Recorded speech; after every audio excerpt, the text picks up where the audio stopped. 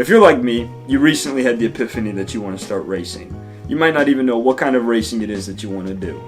Maybe you even went online and you looked up something like, I'm 20-something and I want to start racing. How do I do that? And then you found a bunch of comments on Reddit that said something like, you're about 20 years and $10 million short.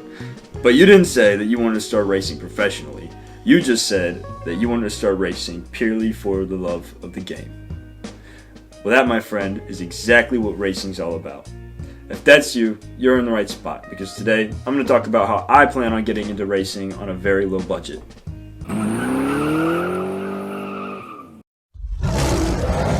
Now, the cheapest way you can probably get into racing in 2025 is sim racing. Sim racing is a lot of fun. You can pick up used Thrustmaster and Logitech wheels on Facebook, probably somewhere in between like $100 and $150. That's what I did for about 2 years before I moved on to my current sim racing setup.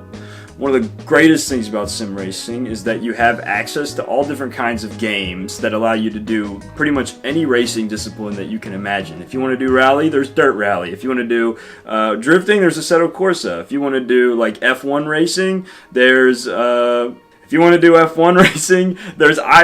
So there's like a whole bunch of different games that you can play to race in any discipline that you could possibly want.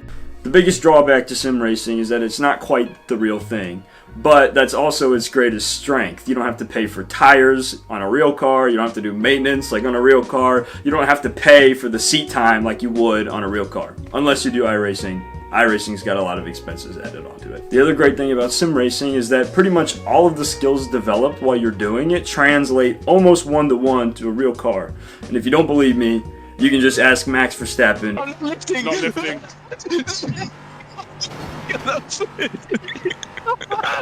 I'd really like to reiterate, you don't need a big fancy rig to start sim racing.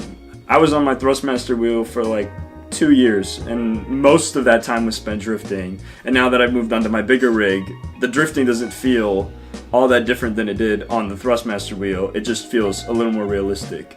So I'd say as you go up in the world of sim racing, as you buy more expensive gear, as you buy more realistic stuff, you're not necessarily getting a better racing experience, just maybe a slightly more realistic one.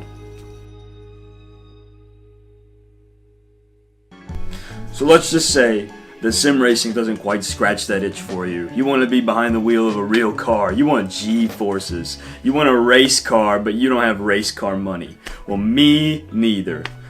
This is my 2009 Honda Accord. It has rips in the seats, it's got scratches on the rear bumper, it's got 155,000 miles on it, and I daily drive it. The car's completely stock, but I'm still gonna race it. How, you might ask? A little thing called autocross.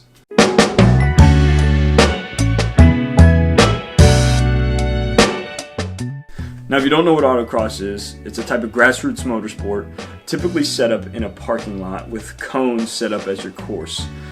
Each driver runs individually through the cones, with the end goal, of course, being that you get through as quickly as possible. Autocross is designed to be low speed, low impact, and very low risk. Hear that, Mom? All you need to start autocross is a car in working order, $35 to $50, and potentially a helmet if your autocross organization does not have the loaner ones available. I haven't done a single racing or autocross event ever in my whole life, but I'm planning my next one to either be the next week or the following week. So if you're interested in watching a complete novice take on the autocross course, or if you're a complete novice wanting to take on an autocross course, this might be relatable content for you. So make sure to like and subscribe. Okay, I hear you. So maybe you don't want your daily driver to be driven hard at autocross, or maybe you don't even have a daily driver. You might not even have a license. And that's why you could do something like rental kart racing.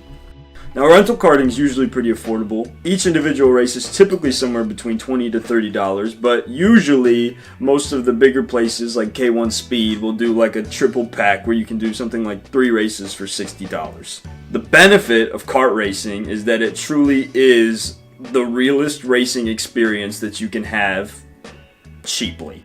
Rental kart racing is true door-to-door racing, but you don't actually have to own the car. You just have to pay to use it for a little bit.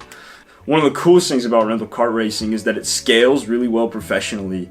If you want to just start out renting, you can just start out renting. All of the places that do rental karts typically have their own leagues attached to them, so you don't even need to own the kart in order to compete in a league. But if you want to, you can eventually buy your own kart and then compete in some of the more professional leagues. And a lot of times those professional leagues get scouted to do bigger and better racing, stuff like GT3 racing. A lot of the F1 drivers got started, and I know maybe we're a little late to the game on going to F1, but that's not the goal, right? The goal is to have fun for the least amount of money possible. So that's it. That's probably the 3 cheapest ways to get into racing in 2025. I've done a lot of research because I want to get into racing in 2025, and those are the 3 cheapest ways I've found. If you like this video, please consider subscribing. It's my very first one, and I plan on doing a lot more racing content in the future as a complete beginner. So yeah, I'll see you guys in the next one.